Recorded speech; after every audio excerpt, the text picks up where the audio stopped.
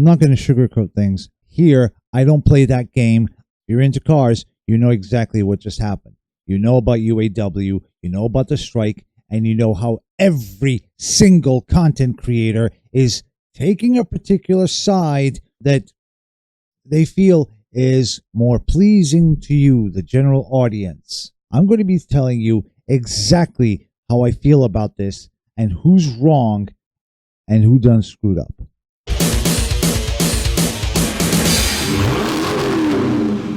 When the strike gets tactical, you know it's political. This is Rip Roaring Garage. I'm Alex, and we are going to be talking about the UAW strike. How is it going to affect us as car guys, lovers of Mopar or Camaros or Mustangs? Because we're all in the same stupid bucket, and when we look up, we're staring at the bunghole of unions and government. I am a poet. So let's just recap. Thursday, the UAW went on strike. Demands were not met. GM made some efforts. Ford also. Crickets from Stellantis. However, it was nowhere near what the union wanted. So they go on strike. Here we have from CBC. And the reason why I bring up the Canadian broadcast is the fact that we have two different unions. UAW, United Auto Workers, they are in the U.S. However, a lot of the plants, particularly for Stellantis, are up in Canada. The unions up there, formerly the CAW, Canadian Auto Workers, are now called Unifor. This is President Lana Payne, not to be confused with the UAW President Fain. However, they're less hostile, and some of you guys may know that Fain was very profane and very bombastic and lots of fluster, trying to get attention and drama and whatever. I don't have a problem with that. In fact, I think that actually maybe endeared him. He was trying to be more populist, like Trump a little bit, everyman speak, but I'm going to get to why he's a prick. The Unifor aspect, I think it's something that's kind of being forgotten. Their contract is up 4 days after Thursday, so that makes it Monday. So we'll see on Monday what's the result. My hunch from what I've gathered is we may see a strike in Canada as well. That's not saying that Brampton isn't shut down already, because the U.S. suppliers that offer parts, engines, whatever, they're shut down.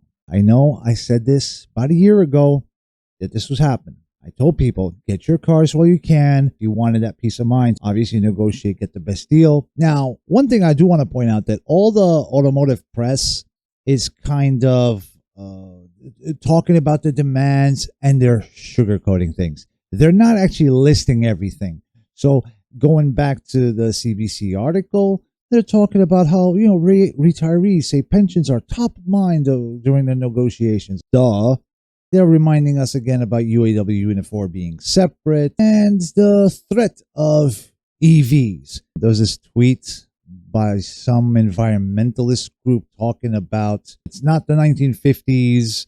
The UAW should stop fearing that EVs are going to happen. First of all, no, EVs are not going to happen. In fact, it's going to be a colossal failure. I'm going to cry after, because they're going to cry. Yeah, this is sympathy I am fresh out of, as well as F's.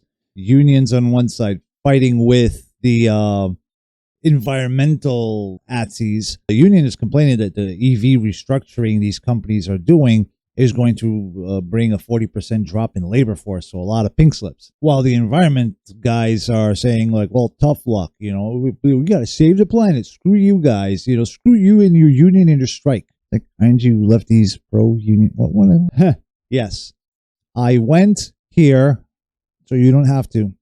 And the reason why is that the media knows that the majority of people aren't in favor of a lot of things. World Socialist website, the freaking commies, they think this is normal. To them, this seems like common sense. So you actually get the breakdown of what they want. Canadian and U.S. auto workers must fight together in upcoming contract battle. Right. Okay. I'm not going to read through everything. However, we're going to go over the demands. Demands. The fact of the matter is that if it comes down to product, I can play nice in the sandbox right until the facts come that it's between us and the UAW, then the gloves come off. Dave Cassidy, Unifor Local 444 President, Windsor Stellantis Workers. So there's a lot of infighting. Basically, they kind of want to say they're not going to fall in line with what the UAW does. Now, this was written before the strike, so I have a feeling that this is what it's making me feel like they may go on strike as well. An electric Jeep model has been mentioned, but that will only employ a small percentage of laid-off workers.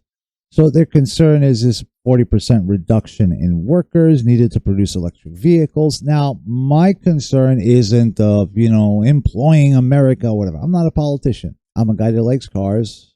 I am the customer. Here's the list. Not a single layoff or plant closure. So if sales dry up, if the economy is slowing, and you want to shut down a plant because, let's say, you're not making the car anymore, no, you don't get to do that. We demand you keep a factory running that's not profitable. Right, okay. 40% wage increase and the restoration of COLA, cost of living adjustment, make up for years of wage freezes and the havoc caused by high inflation. Okay, fine. Wages increasing to compensate for inflation, which is what we said would happen with printing money. But, why listen to smart common sense people when there's people that want welfare? Okay, you got your checks. Now everything gets expensive because the wages start going up. And next thing you know, everything's more expensive. Cars, bread, milk, booze, whatever. 40% is a little steep. You can argue that it's just a negotiation tactic. Wiggle room. They'll, say 40, but you'll take 25, 27. An end, this is the big one, an end to all tiers and, quote, progression wage schemes by immediately bringing up lower tiers to top pay and benefits. So if you were a fool that worked for UAW or Unifor for 10 years, and you worked your way up. No, the idiot that just got hired yesterday now is at your level. How is that fair? How is that going to promote any kind of, competency? And that's one of the, make my parentheses, I'll put it here, why unions suck. I've been in unions. I've been in 3 unions, UTU, PBA, and New Jersey's Teachers Union. And in neither of them was I helped when there were problems. They were eager to take my dues. But when it came to, come to bat for me, no. They like doing the strikes because that's how they get the cameras and whatever. I admit maybe I have some bias against unions, but I'm not going to go where you think it's going to go. So the idea that an idiot gets promoted just because he hasn't gotten fired for an extended period of time, that is more valuable to the union than a competent worker. So if your guy shows up, you do extra time, you do this, you do that, you can't get promoted because you're too new. The old guy that's just, taking breaks, I'm on union break, that guy gets promoted. That's the premise of the union, where meritocracy went to die. Transfer of all temporary and part-time workers to full-time. So it doesn't matter if you were hired as a part-timer because we don't need you because, let's say, the production line comes in and there's, delays, and let's say you add pinstriping on the car and there's only 2 cars to do, and you do it in a couple hours. Now what are you going to do? Sit there twiddling your thumbs? There's no cars. Doesn't matter. You get paid full time. Full funding of pensions and high quality health care. I thought Canada had health care already. They want more. And of course, pensions. These things add up. It's a ballooning workforce. Also, isn't there a social security system in Canada and all that? The reestablishment of the 8-hour day with wages that allow us to provide for ourselves and our families. Okay, here's the deal. Companies are not obligated to give you a wage. You agree or you don't. And that's how the free market adjusts. If somebody says, I have a job and I'm going to pay you 2 pennies an hour, nobody's applying. So people thought it was okay to take a job at a certain rate, but now they complain. Now, I get it, cost of living and inflation, and that's a legitimate thing. I mentioned that, but we want 8 hours to be sufficient. Well, what is sufficient? Because also it's a very vague, what do you mean provide for ourselves and our families? Everybody has different families. the kid that needs chemo, that guy's going to have a different expense than the bachelor that lives on ramen noodles and gasoline. Rank and file control over line speed and production standards to be negotiated by local rank and file committees. God, the socialists love their freaking committees, man, to ensure the workers' health and safety comes first. Don't they have government organizations? I'm sure, in the US we have OSHA, Canada has whatever. Unless they're saying that those are not good enough, which means why are we paying them? Nobody's going to take a job that's risky unless there's commensurate pay. They kind of end this, we strongly urge all automakers at the Detroit 3's plants in Canada who agree with these demands to fill out the form below and discuss the building of rank and file committees at your plant. Yeah, sure. It's like, okay, we'll get right on that. These demands are psychotic. There's an argument to be made for increasing wages. I get that. We all strive for that. All these other demands almost make me wonder if this is not deliberate, if there's some backroom deal between the automakers and the union reps because they want to shut down these plants. I've said it before. I think Brampton is on the chopping block, that they will pull a St. Thomas on them. And now you're out of a job. Union ain't going to help you then. You're laid off. But of course, they don't want any shutdowns. So even though we know for a fact that the 2024 Challenger or Charger thing won't be ready, and they're going to end production with the last call Charger Challengers, what are they going to do? Pay an entire factory to sit and do nothing, just sweep around the factory and keep the lights on, pay the electricity and the heat and whatever? That's what they want? Or they want basically these unobtainable standards to make it easier for their factory to shut down. Now, there are a couple of interesting things I saw on this socialist website. Where'd they go? Oh my God, you kidding me? Wow. They deleted the comments because there was one brilliant comment about how the auto worker unions get all the publicity while other union jobs, machinists, whatever, they get nothing. And this is where I side with the worker, because sometimes when you're against a large company, they can tell you to screw off, like whatever. You get buried in red tape. You have to report it here. You got to do this. You got to do that, whatever. By the time, your concern is heard, you're either hurt, out, unemployed, lost your apartment, whatever. So the union, in theory, is there as the kind of big guy that can be taken seriously. However, that's not what really happens. And, we all have the stereotype image of the union rep, got the gold chains. I heard this argument somebody's making at a TED Talk, I think. This guy was talking about how workers are entitled. Companies should be grateful to have this talented, amazing individual that works for them. And I'm not going to lie, I was like, okay, I kind of see that entitlement on the workers' side. That they work for the employer, not the other way around. Employees feel the employer is extremely lucky to have them. But he lost it when I got what he said. It was like, we need to see unemployment rise. Unemployment has to jump 40-50% in my view. We need to see pain in the economy. We need to remind people that they work for the employer, not the other way around. I mean, there's been a systematic change where employees feel the employer is extremely lucky to have them, as opposed to the other way around. So it's a dynamic that has to change. We've got to kill that attitude, and that has to come through hurting the economy, which is what the whole global, the world is trying to do. The governments around the world are trying to increase unemployment. Not literally, but he kind of made it seem like the employees should be kissing their feet for the opportunity to work at their glorious whatever the hell. No. Screw you and your corporation and company, and screw the worker for their demands. You provide just labor. That's it. The UAW guys want profit sharing. Are you taking loss sharing as well? No. You just want the money when it's good, but when it's bad, you're out. You're like a crappy marriage when you're in the military. She's there when all the BAH and all the, bonuses or whatever you might get for, danger, hazard pay and whatever. She's there for that. The moment your assignment sends you God knows where, she bailed. That's the way the union is too. And a lot of these workers. So screw the companies for their EV bullshit, because let's face it, none of us are down with this.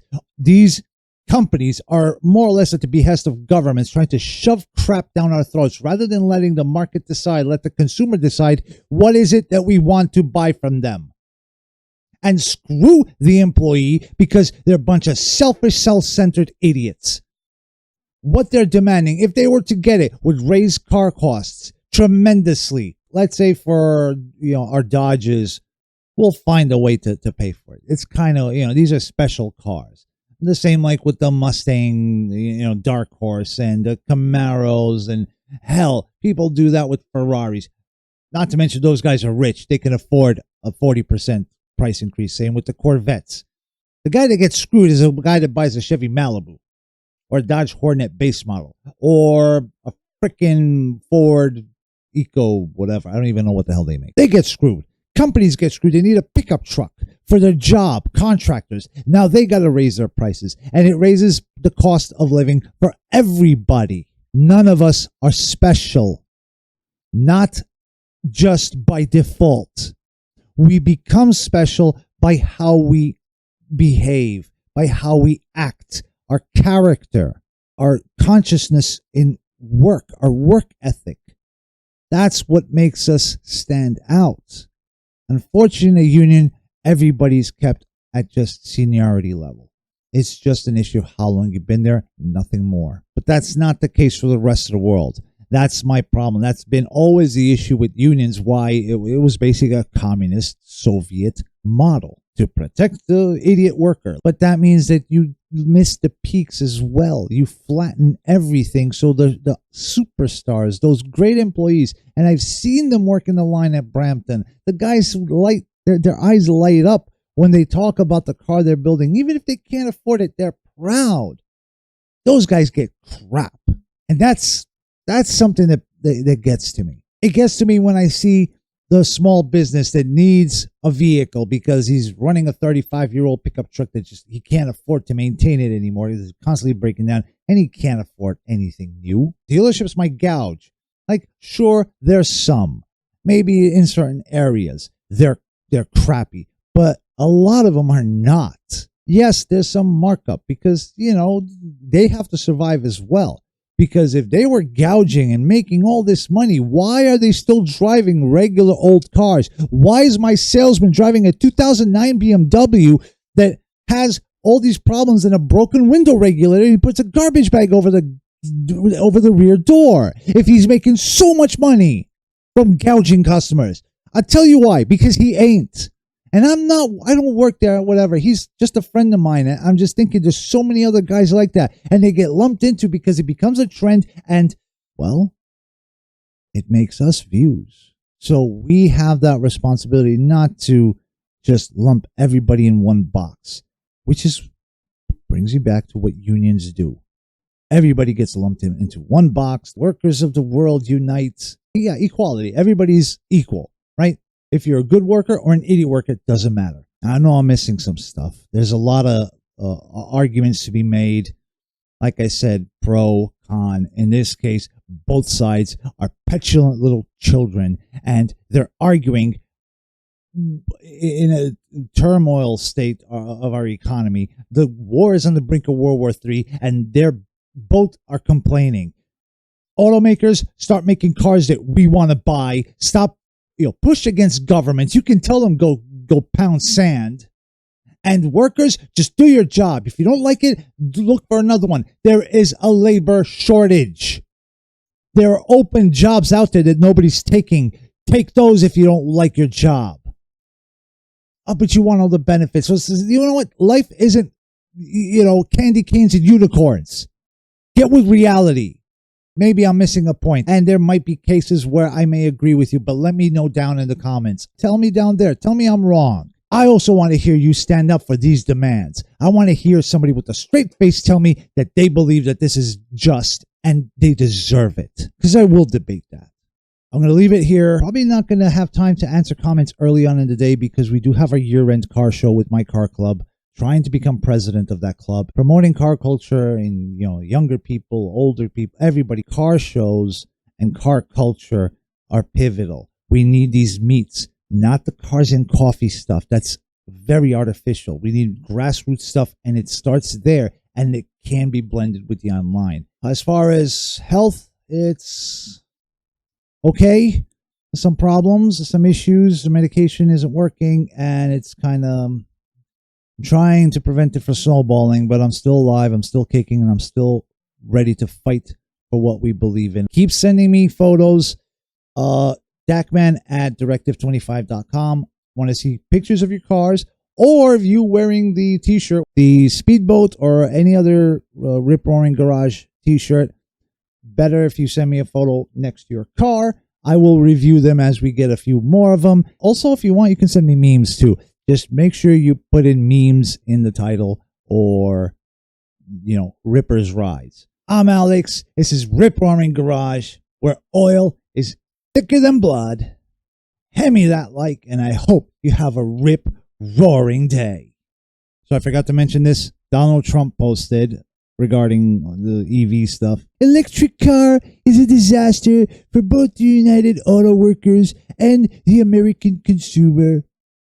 They will all be built in China, and they are too expensive, don't go far enough, take too long to charge, and pose various dangers under certain atmospheric conditions. If this happens, the United Auto Workers will be wiped out, along with all other auto workers in the United States. Electric car policy is about as dumb as open borders and no voter ID. It's a complete a total disaster. That was awful.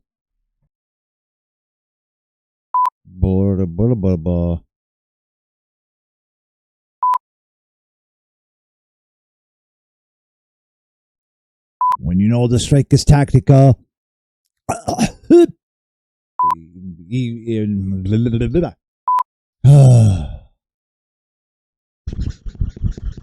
didn't wear the headphones thing, so I have no idea how this is going to sound. By the way, that's why I wear them, because one I hear the computer audio and the other one is for the mic, so I know what the hell I'm doing. But I'm getting a little better, so